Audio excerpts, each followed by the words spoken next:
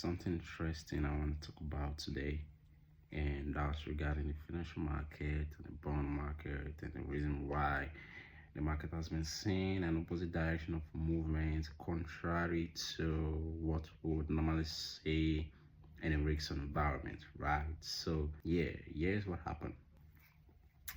If you have been concerned with the financial market, you would have known that we are in a rate cut environment, right? Because President Trump has been pressuring the Fed Reserve to cut interest rates. And this sentiment of rate cuts have actually caused investors to be pricing in rate cuts, right? So that has actually caused the bond market to be rising, right? So if interest rates are going to be cut, then that means the returns on the bond markets, that's the treasury yields, are going to be declining, right? And they've actually been declining, but there was a U-turn that happened this week where the bond market fell off and yield rose up.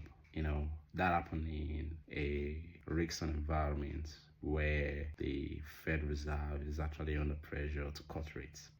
So that was a surprising move that caught many investors and many traders unaware this week. But the move was not random. There was reasons why that move happened, and the reason why that move happened was because last week, going into the weekend, last week Friday, the U.S. Appeal Court ruled against President Trump tariff policies, right?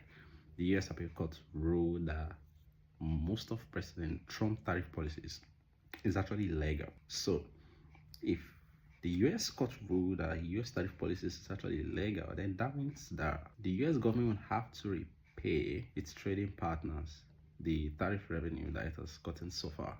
So that sentiment was impacted into the investors' mind this week, and that was what caused the bond market to move in an opposite direction to the sell side, while the yield rose to the upside. You understand? So that was what actually impacted the market this week. And why did it happen that way? It happened that way because the US government is actually going to have to, if the Supreme Court confirms this decision by the appeal court that the US, that President Trump tariff policies is actually illegal, there's going to be a fiscal blow to the US government, because the US government is actually on a very, very huge debt, right? So if it's going to have to repay these tariff generated revenues back to its trading partners, and that's going to cause fiscal outflow, right? And that's going to cause some form of inflation in the market.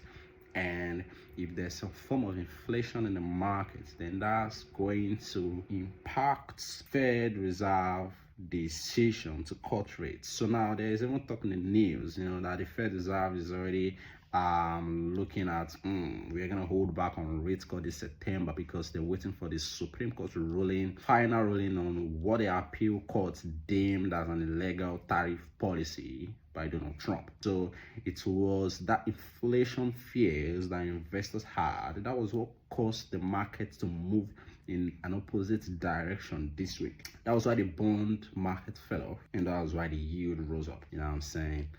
So now, another interesting thing happened. Okay, so if there's a rate cut, if there is a rate cut sentiment like that, that actually would lead to a boom in the US stock market and risk market, risky asset, emerging market like the currency, and equities and all that kind of stuff. So investors has been pricing a rate cut right before what happened last weekend when the US Appeal Court deemed President Trump tariff policies as illegal, right? So, and that has been causing the US stock market to be going up as well.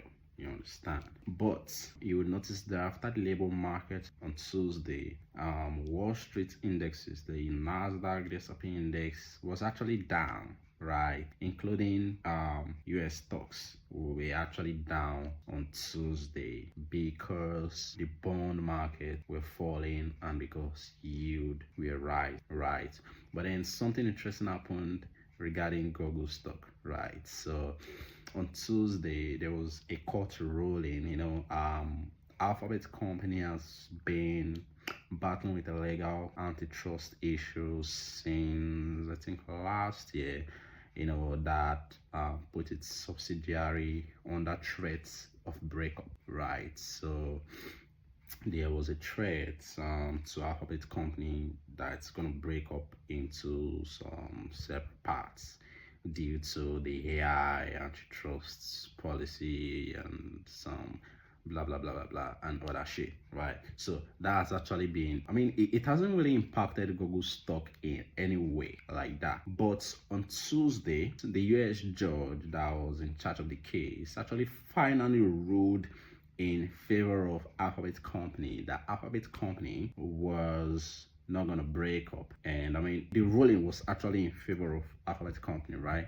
So, and because the ruling was actually in favor of Alphabet company, so that caused Alphabet stock to surge to an all-time high. The court ruling caused Alphabet stock to surge over 10%. Okay, so the court ruling was on Tuesday, and between Tuesday and today, Wednesday, Alphabet stock has risen over 10%, and it's actually at an all-time high right now.